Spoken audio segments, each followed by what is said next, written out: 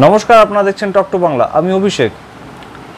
Net পরীক্ষার প্রশ্ন ফাঁস হয়ে গিয়েছে এমন অভিযোগ কিন্তু সারা দেশ থেকে সিবিআই এর তদন্তে উঠে আসছে।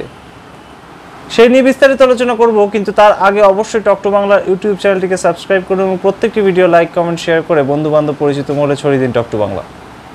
আসছে সেই খবরে, নেট পরীক্ষা, যে পরীক্ষা দিয়ে মানুষ স্বপ্ন দেখে পরবর্তীতে কলেজে পড়াবে কিংবা ইউনিভার্সিটিতে পড়াবে, এছাড়াও রিসার্চ করবে, মাস্টার ডিগ্রিতে 55% মিনিমাম পে, সেই ক্রাইটেরিয়া ম্যাচ করে তারপর কোনো পরীক্ষার্থী নেট পরীক্ষা দিতে পারেন। বহু পরীক্ষার্থী মাস্টার ডিগ্রি পাস করেন কিন্তু এই ক্রাইটেরিয়া ম্যাচ করতে পারেন না, তারা সেখানেই নেট পরীক্ষা থেকে ছিটকে যান। কিন্তু যারা নেট পরীক্ষা দিচ্ছেন, বছরের পর বছর অধ্যাবসায়ের মাধ্যমে তারা তৈরি হচ্ছেন প্রফেসরি করে সমাজের ছাত্রছাত্রীদের পরবর্তী প্রজন্মকে পড়াবেন বলে, তাদের ভবিষ্যৎ আজ অনিশ্চয়তার মুখে। কারণ মাঝখানে কিছু দালাল চক্র কাজ করছে, এবং শুধু এই দালাল চক্র কোনো একটি রাজ্য বিশেষে নয়, সারা দেশের বিভিন্ন জায়গায় এই দালাল চক্র ঘুরে বেড়াচ্ছে।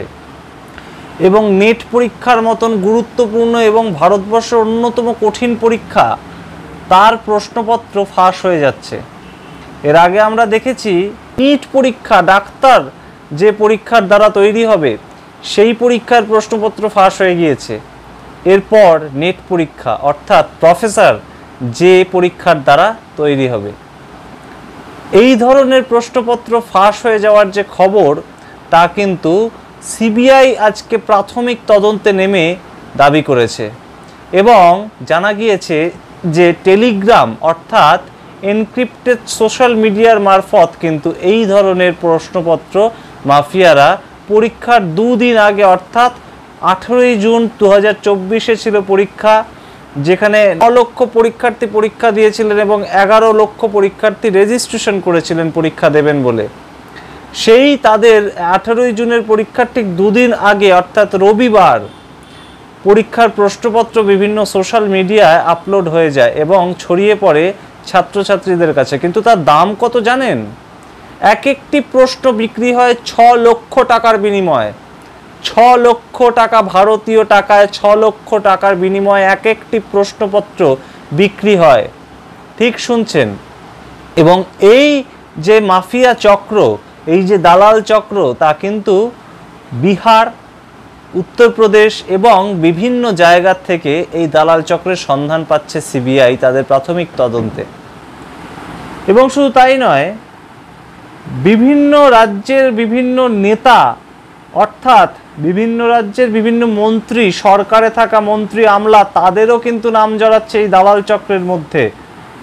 অর্থাৎ যে প্রশাসন কঠোর হওয়ার সিদ্ধান্ত গ্রহণ করবে, সেই প্রশাসনে থাকা বিভিন্ন মানুষই কিন্তু এই দালাল চক্রের সঙ্গে যুক্ত বলে অভিযোগ।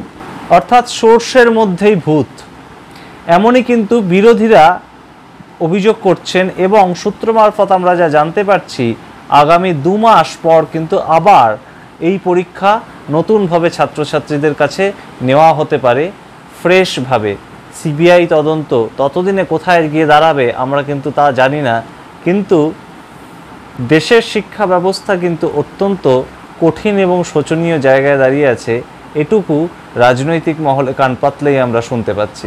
আপনারা দেখতে থাকুন টক টু বাংলা, প্রতি মুহূর্তে সমস্ত ধরনের রাজনৈতিক আপডেট পাওয়ার জন্য। এবং অবশ্যই ভুলবেন না টক টু বাংলার ইউটিউব চ্যানেলটিকে সাবস্ক্রাইব করতে।